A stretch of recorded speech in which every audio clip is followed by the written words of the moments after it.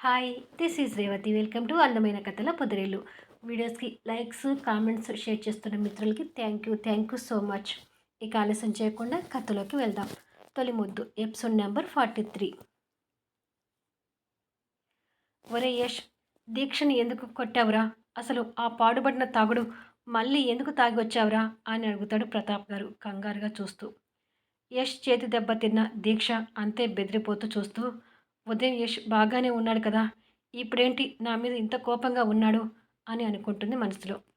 కొడుకు ఆవేశాన్ని కంట్రోల్ చేయటానికి ప్రతాప్ గారు ప్రయత్నిస్తూ, చూడు యష్, శృతి ఇలా వస్తుందని మనం ఎవరూ ఊహించలేదు. దీక్షకి నీకు పెళ్లి జరిగిందంటే దానికి అసలు కారణం నేను. ఇందులో దీక్షది ఏ తప్పు లేదురా. అనవసరంగా ఆ అమ్మాయి మీద చేయి చేసుకొని పొరపాటు చేశావు అని అంటాడు. పద్దు కూడా కన్నీళ్ళు పెట్టుకుంటూ, ఆ మాటకి వస్తే ఇందులో మీ నాన్నగారి తప్పు కూడా లేదురా. ఇది నేను చేసిన తప్పు. నీకు పెళ్లి చేయాలని నేనే మీ నాన్నని బలవంతం పెట్టాను. నా బలవంతంతోనే దీక్షని ఈ ఇంటికి కోడలుగా తీసుకొచ్చారు. మీ ఇద్దరికి రాసిపెట్టి ఉంది కాబట్టి మీ పెళ్లి జరిగింది నాన్న. ఆ డాక్టర్ అన్నట్టు నీకు దీక్షతో పెళ్లి కాకపోతే ఆ శృతి గతాన్ని జ్ఞాపకం తెచ్చేవాడివేమో. కానీ ఇప్పుడు మీ ఇద్దరి పెళ్లి జరిగిపోయింది. ఆ శృతికి ఎలాగో గతం గుర్తులేదు కాబట్టి ఇక ఆ అమ్మాయిని మర్చిపోయి దీక్షని ఏలుకోరా అని అడుగుతుంది. దుఃఖంలో మునిగిపోయిన యష్ రెండు చేతులతో బరువెక్కిన తలను పట్టుకొని మోకాలి మీద వాలి కూర్చొని, ఎవరికి వాళ్ళు నా మనసుతో ఇష్టం వచ్చినట్టుగా ఆడుకున్నారు అంటూ బోరున ఏడుస్తుంటాడు. యష్ అలా ఏడవడం చూసి ఈ ముగ్గురు తట్టుకోలేకపోతుంటారు. సోఫాలోనే ఉండిపోయిన దీక్ష కన్నీళ్ళు తుడుచుకొని యష్ దగ్గరికి వచ్చి కూర్చొని, నన్ను కొడితే నీ బాధ తీరుతుందంటే నీ చేత దెబ్బలు తినడానికి నేను సిద్ధంగానే ఉన్నాను యష్ అని అంటుంది.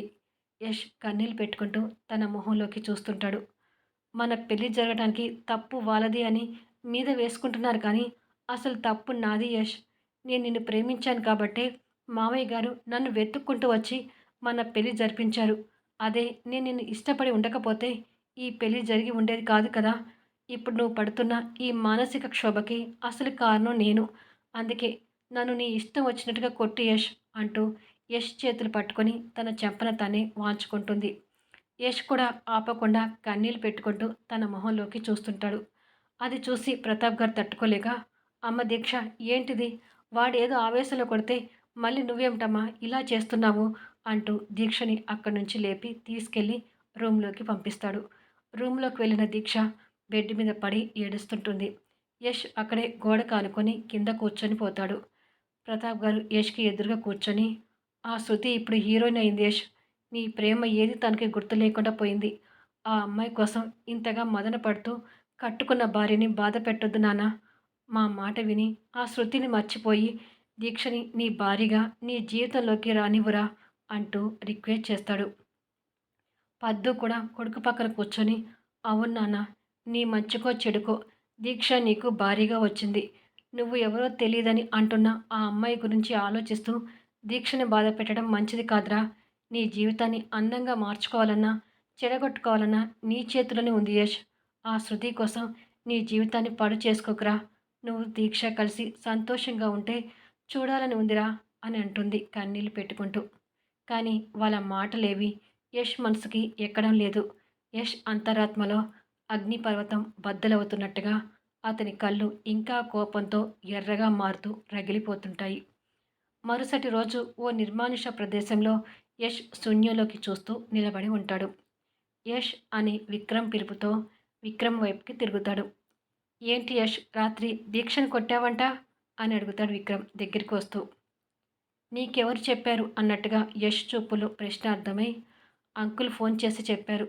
నువ్వు బాగా డిస్టర్బ్లో ఉన్నావని తెలిసి కాసేపు నీతో మాట్లాడదామని వచ్చాను అని అంటాడు విక్రమ్. యష్ విని సైలెంట్గా ఊరుకుంటాడు. నీ పరిస్థితి నాకు అర్థమవుతుంది యష్. ప్రాణంగా ప్రేమించిన అమ్మాయి నిన్ను గుర్తుపట్టలేదంటే ఆ బాధ వర్ణనాతీతం. కానీ యష్, మేము ఎవరని చెప్పినా నువ్వు దీక్ష ఒకటవ్వాలని చెప్తాము. ఇప్పుడు శృతి బతికే ఉందని తెలిసినా నీ చేతికి అందనంత దూరంలో ఉండిపోయింది. గతం గుర్తు లేకుండా నిన్ను ప్రేమించలేనని తన నిర్ణయాన్ని సూటిగా చెప్పింది. గతం మర్చిపోయిన ఆ శృతి గురించి ఇక వదిలే యష్ అని అంటాడు విక్రమ్. శృతికి గతం గుర్తు వస్తే నన్ను వదిలిపెట్టదు విక్రమ్.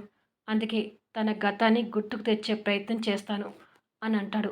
ఆ మాటలకి విక్రమ్ ఆశ్చర్యపోతూ, డాక్టర్ వల్ల కానిది నువ్వు తన గతం ఎలా గుర్తుకు తెస్తావు అని అడుగుతాడు. తన వాళ్ళు ఉండి గతాన్ని గుర్తుకు తెచ్చే ప్రయత్నం చేస్తే తన గతం గుర్తు వస్తుందని డాక్టర్ చెప్పారు కదా. అందుకే తనకు నేను దగ్గరగా ఉంటూ నా ప్రేమతోనే తన గతాన్ని గుర్తుకు తెస్తాను అని అంటాడు యష్. పిచ్చివాడిలా మాట్లాడకు యష్, అది అంత ఈజీ అనుకున్నావా అని అడుగుతాడు విక్రమ్. ఇది నేను కూడా ఈజీ అనుకోవడం లేదు, కష్టమే అని నాకు తెలుసు. నా శృతి కోసం ఆ కష్టం నేను ఈజీగా పడతాను అని అంటాడు యష్. అంటే తన గతాన్ని ఎలా గుర్తుకు తెస్తావు యష్? తనకి గతం గుర్తుకు రావాలంటే నువ్వు తనకి దగ్గర కావాలి కదా. తనకు ఎలా దగ్గర అవుతావు అని అడుగుతాడు విక్రమ్. నేను కూడా తన కోసం సినిమా ఫీల్డ్లోకి వస్తాను. తనకి దగ్గరగా ఉంటూ నా ప్రేమతో తన గతాన్ని గుర్తుకు తెచ్చేలా చేస్తాను అని అంటాడు యష్. విక్రమ్ ఆశ్చర్యపోతూ, నువ్వు కూడా సినిమా ఫీల్డ్లోకి వస్తావా? అయితే నేను చేస్తున్న సినిమాలోనే సైడ్ క్యారెక్టర్గా ఓ చిన్న పాత్ర ఉంది, చేస్తావా అని అడుగుతాడు. సైడ్ పాత్ర, అడ్డమైన పాత్రలు నేను చేయను. నాకేమైనా హీరో పాత్ర కావాలి అని అంటాడు. విక్రమ్ షాక్ అవుతూ, అంత ఈజీగా సినిమా ఫీల్డ్లోకి వచ్చి హీరో అవుతానంటానికి నీ కోసం ప్రొడక్షన్ హౌస్లు వాళ్ళు తలుపులు తీసి రెడీగా పెట్టారనుకున్నావా అని అడుగుతాడు. ఎక్కడో ప్రొడక్షన్ హౌస్ ఎందుకు? మీకే ప్రొడక్షన్ హౌస్ ఉంది కదా విక్రమ్. మీ నాన్నతో మాట్లాడి నాకు హీరోగా ఒక ఛాన్స్ ఇచ్చే ప్రయత్నం చూడు అని అంటాడు యష్. మా ప్రొడక్షన్ హౌస్లో ఈగలు కొట్టేవాళ్ళు లేరంట, వస్తావా అని అడుగుతాడు విక్రమ్ వెటకారంగా. యష్ అది విని మౌనంగా తలదిప్పుకుంటాడు. మా ప్రొడక్షన్ హౌస్లో త్వరలో మూసుకునే పరిస్థితిలో ఉంది. అందుకే వేషాలు కావాలని నేనే బయటికి వెళ్ళి అడుక్కుంటున్నాను. ఏమైనా చిన్న చిన్న ఛాన్సులు కావాలంటే నాతో రా, ఇప్పిస్తాను అని అంటాడు. చెప్పాను కదా నేను హీరో కావాలని అని అంటాడు యష్. పిచ్చేమైనా పట్టిందిరా నీకు? హీరో కావడం అంటే కాలేజీ స్టేజీ మీద డ్యాన్స్ వేయడం కాదు. సినిమా ఫీల్డ్లో పరిచయాలు ఉన్న వాళ్ళకే నాకే ఇక్కడ గతి లేదు. ఏ బ్యాక్గ్రౌండ్ లేని నువ్వు హీరో ఎలా అవుతావు? డ్యాన్స్ విషయం పక్కన పెడితే అసలు నీకు యాక్టింగ్ చేయడం వస్తుందా? సినిమాలోకి రావడానికి డ్యాన్స్తో పాటు యాక్టింగ్ కూడా రావాలి అని అంటాడు విక్రమ్. యష్ బాధగా ఒక నవ్వు నవ్వి ఊరుకుంటాడు. చూడు యష్, ఇప్పుడిప్పుడే నీ లైఫ్ కాస్త గాడిలో పడుతుంది. ఈ హీరో కావడం గురించి ఆలోచించకుండా డ్యాన్స్ స్కూల్ చూసుకుంటూ దీక్షని ప్రేమగా చూసుకో అని అంటాడు విక్రమ్. నాకు నా శృతి కావాలని అంటుంటే దీక్షని ప్రేమగా చూసుకోమని ఉచిత సలహాలు ఇస్తున్నావేంటి? శృతి కోసం నేను సినిమా ఫీల్డ్లోకి వస్తాను. శృతి కోసం నేను ఎంత కష్టమైనా పడి హీరో అవుతాను. నేను శృతి ఒకే సినిమాలో యాక్టింగ్ చేసే వరకు వెళ్తాను అని అంటాడు యష్ మొండి వైఖరితో. కలలు బాగానే కంటున్నావు అని అంటాడు విక్రమ్. ఇప్పుడు కలలుగానే ఉన్నా అవి నిజం చేసుకుంటాను. శృతి కోసం నేను హీరో అయి తీరతాను అని మొండితో గట్టిగా చెప్పి వెళ్తాడు.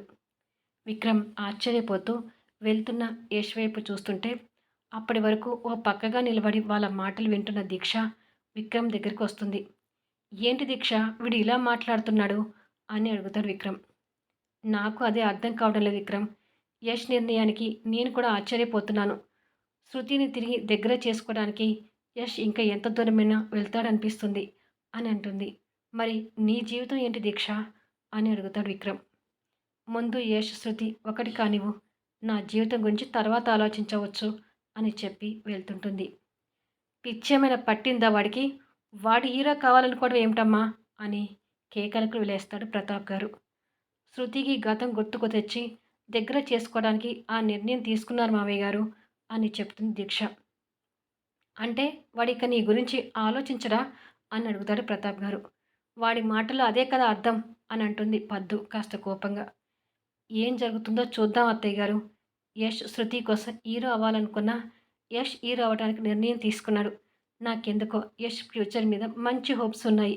యష్ నిర్ణయాన్ని మీరు కూడా కాదనకండి అని చెప్తుంది. మరుసటి రోజు యష్ చెల్లెని చూడటం కోసం లల్లి ఇంటికి వెళ్ళేసరికి లల్లి బయట బట్టలు ఉతుకుతూ కనిపిస్తుంది. చెల్లెల్ని అలా చూసి బాధపడుతూనే లల్లి అని పిలుస్తాడు. ఆ పిలుపుతో లల్లి అడ్డుగా చూసేసరికి ఎదురుగా అన్నని చూసి సంతోషపడుతూ సబ్బు చేతులు కడుక్కొని అన్నయ్య అంటూ వచ్చి యష్ని హక్ చేసుకుంటుంది. యష్ ప్రేమగా చెల్లెల్ని హృదయానికి హత్తుకొని కన్నీళ్ళు పెట్టుకుంటాడు. మరుక్షణమే ఆ కన్నీళ్లు చెల్లెలికి కనపడకూడదని తుడుచుకొని చెల్లెల్ని ఎదురుగా నిలబెట్టుకొని నువ్వు ఎలా ఉన్నావో చూసిపోదామని వచ్చాను లల్లి అని అంటాడు. నేను బాగానే ఉన్నాను అన్నయ్య అని అంటుంది. లల్లి సమాధానానికి యష్ బాధగా నవ్వుకొని సందీప్ ఉన్నాడా అని అడుగుతాడు. లేడన్నయ్య, ఇప్పుడే ఆఫీస్కి వెళ్ళారు. మా అత్తయ్య మావయ్య గారు లోపలే ఉన్నారు. లోపలికి పద, కాఫీ తాగుదు గాని అని అంటుంది. ఇప్పుడు వద్దులే అమ్మా, ఇంతకు ముందే కాఫీ తాగాను అని అంటాడు. అవునా అని తర్వాత లల్లి వాళ్ళ అన్నయ్య వైపు బాధగా చూస్తూ, శృతి వదిన గురించి దీక్ష వదిన చెప్పిందన్నయ్య. అది విన్న దగ్గర నుంచి బాధగా ఉంది. కానీ అన్నయ్య, దీక్ష వదిన కూడా చాలా మంచిది. తనని బాధ పెట్టకన్నయ్య అని అంటుంది. యష్ చెల్లెలు తల నిమురుతూ, బయట నాకు పని ఉందమ్మా, వెళ్ళొస్తాను అని చెప్పి వెళ్తుంటాడు. నేను అన్నదానికి అన్నయ్య ఏమీ మాట్లాడకుండా వెళ్తున్నాడేంటి అని అనుకుంటుంది. నైట్ 10 అవుతుండగా యష్ ఇంటికి చేరుకుంటాడు. ప్రతాప్ గారు, పద్దు, దీక్ష ముగ్గురు హాల్లో సోఫాలో కూర్చొని ఉండటం చూసి మౌనంగా డైనింగ్ టేబుల్ దగ్గరికి వెళ్ళి భోజనం పెట్టుకుని తింటూ ఉంటాడు. సీరియస్గా ఉండే యష్ని కదిలించే ధైర్యం ఎవరూ చేయలేకపోతుంటారు. ముగ్గురు అలా కూర్చొని ఉండగానే యష్ భోజనం చేసి రూమ్లోకి వెళ్తాడు. అమ్మ దీక్ష, నువ్వు కూడా వెళ్ళి భోజనం చెయ్యి అని అంటాడు ప్రతాప్ గారు. వద్దు మావయ్య గారు, నాకు తినాలనిపించడం లేదు. మీరిద్దరూ కానివ్వండి అని చెప్పి దీక్ష రూమ్లోకి వెళ్తుంది.